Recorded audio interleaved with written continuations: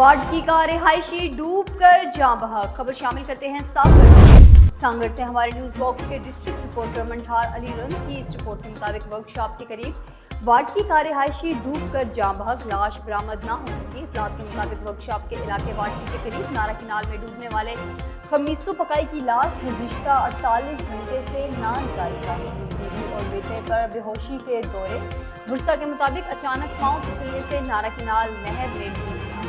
मकामी लोगों ने बताया कि किसी ने हमारी मदद नहीं की। उन्होंने डीसी सांगड़ और आला हुकाम से मुतालबा किया कि लाश तलाश करने में मदद की जाए। मकामी लोगों ने बताया कि गरीब मेहनत कश मजदूरी करके गुजारा करता था। शोहर के डूबने से घर में फाका खुशी की नौबत। अदा ही घणो टाइम छा जेको तहां जो नौजवान खमीसो बुडी वियो आहे त घणी देर थी आहे केतिरो टाइम कल शाम 3 बजे पोइ को तहां जेको इंतजामिया को तहां चूंडियल नुमाइंदो या केर तहां लड़ी आयो आहे केर साईं बना तहां सॼी रात हिते ही वेठा रहिया सॼी रात हिते वेठा आहियूं बुख ते।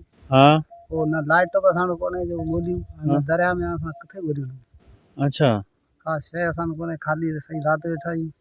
तहां हूअं कंदा छा आहियो पाण? असां पन लुणंदा आहियूं, पन न पखा ठाहे खाईंदा आहियूं बसि, ॿियो बनी न ॿारो असांजो। हां इहो ई गुज़ारा।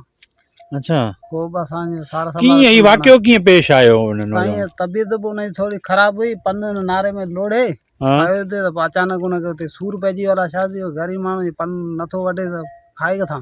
हां मजबूरी ख़ातिर हुनखे अॻे चवंदो मूंखे सूर ते पए थो, पर बचा त पारणा आहिनि।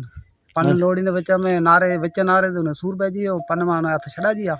अच्छा हुते हाणे हिन दरिया में ख़बर ई कोन्हे, हाणे वेठा आहियूं बसि, केरु धणी साहिब कोन थो थिए। तहां कल्ह खां वठी हिते वेठा कल्ह आहियो? खां वठी हिते सही राति ते अञा त घर पोयां असांजो तव न चढ़ियो, घर पोयां रुगो मातम लॻो पियो। अच्छा इंसा में आई है तव्हां वटि केरु साईं कोन्हे, आई मीडिया वारा आया आहियो, ॿियो अलाह साहब ॿियो केरु कोन्हे। हाणे तव्हांजो कहिड़ो मुतालबो आहे? असां चऊं का असांजे हिते तोबा का अचनि का असांजी सार संभाल ॻोल्हे, असांखे माण्हू न को मिले।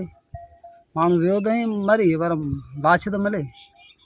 हा असां त का शइ कोन्हे, पन जा मोटर ते असां कॾा वञूं, बीड़ी ॿेड़ी लाज बाज असां त का शइ कोन्हे। मोट बि कोन्हे जो खणी किथे तेल भराए पहुचऊं, उहो बि असां त कोन्हे।